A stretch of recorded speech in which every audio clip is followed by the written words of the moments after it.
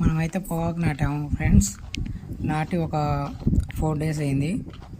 4 days అయింది కదా, వర్షం అయితే పడలేదు. వర్షం పడకపోవడం వల్ల చూడండి మొక్కలు కొంచెం రోజు ఇంకా చనిపోయేటట్టు ఉన్నాయి.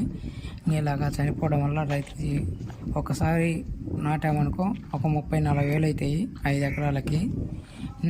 ఇలాగా అదిగాక ఈ సంవత్సరం ఎకరాకి పొగాకు గిట్టుబాటు ధర సరిగ్గా ఇవ్వలేదు.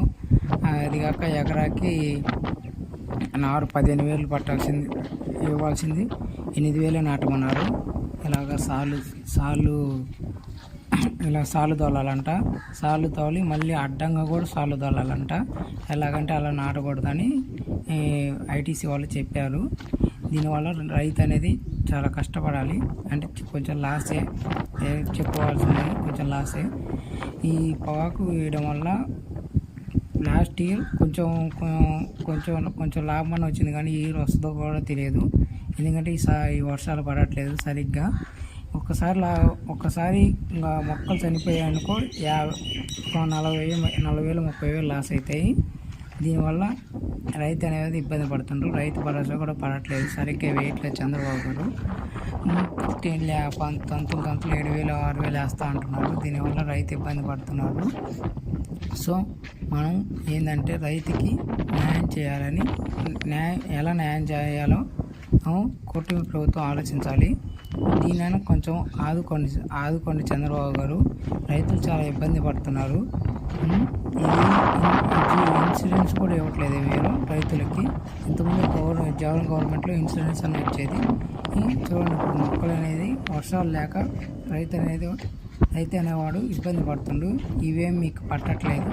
దీనివల్ల రైతులు ఇబ్బంది పడడం వల్ల రైతులు చాలా అన్యాయం అయిపోతున్నారు. మీరు జాబులు అవి ఉంటే సరిపోద్ది అనుకుంటున్నారు. చూడండి ఎలా చనిపోతున్నాయో మొక్కలు. అదిగో చూడండి ఎట్లా చనిపోయాయో సార్లు. అందుకే ఈ వీడియో మీకు చేరే వరకు షేర్ చేస్తారు. ప్రతి ఒక్కరు షేర్ చేయండి ఫ్రెండ్స్.